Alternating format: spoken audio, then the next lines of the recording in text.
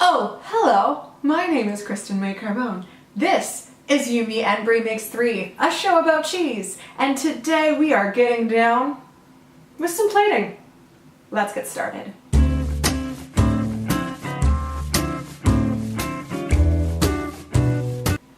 So, with Mother's Day just around the corner this weekend, I wanted to give you kind of an intro pairing if you wanted to dip your toes into plating and pairing cheeses. So I've got 2 cheeses here. And I've got a couple different pairings. Each one has its own kind of intro pairing, something that I think is a pretty obvious way to consider starting. And then I've got 2 pairings that are a little bit more advanced if you want to try your hand at something a little bit more outside the box. And then I have a wild card, because why not? Let's just see if it works. And if it doesn't, it's still tasty, and that's totally fine. Moving to the tiny plate. Here are my 2 cheeses. For today we have Chev.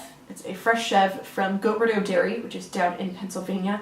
It's one of my favorite cheeses. It's amazing. It is creamy and fluffy and light. Any fresh Chev will do, but if you can get your hands on this at some point, I highly recommend you try it.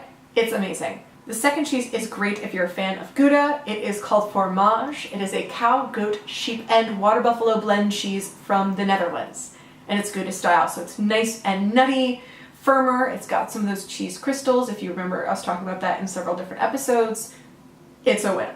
My first pairing is this rhubarb strawberry preserve, kind of a basic pairing. I wanted something lighter, kind of tart sweet for that fresh, bright Chev. For a more advanced pairing, look at things like fruit chips, dried fruit, candied fruit, things like that. I went with these dragon fruit chips. They look like Adidas. So they're kind of bright and a little tart, a little sweet, and they're crunchy. So you got that nice texture change too. For my wildcard treat, I went with Pocky. They are a Japanese treat. They are a thin biscuit dipped in some type of either chocolate or strawberry cream. This one is chocolate banana, so it's a chocolate biscuit dipped in a banana cream. And I'm using this with the Chev.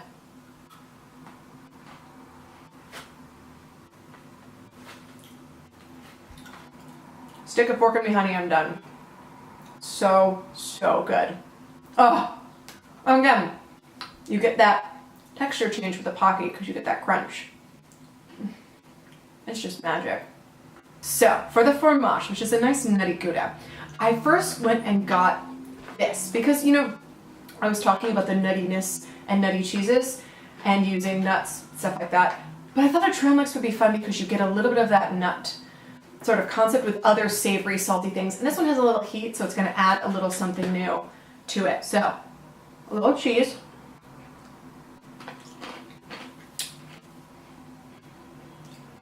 That is so good.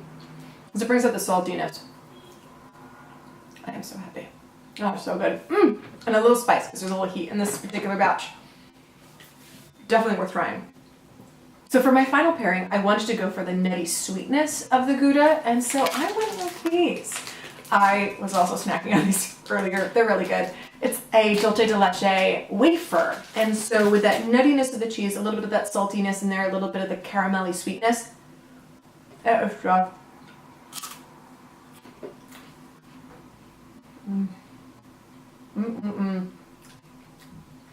That was just so good. Definitely recommend trying that out.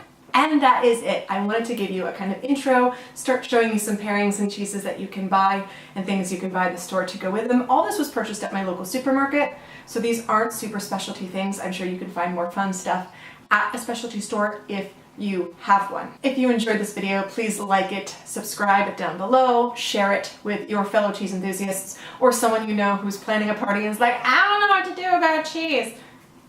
This can help them. As always, my name is Kristen Mae Carbone. This is You, Me, and Brie Makes 3. Happy Mother's Day to you and yours. I hope you enjoyed this, and I will see you next time.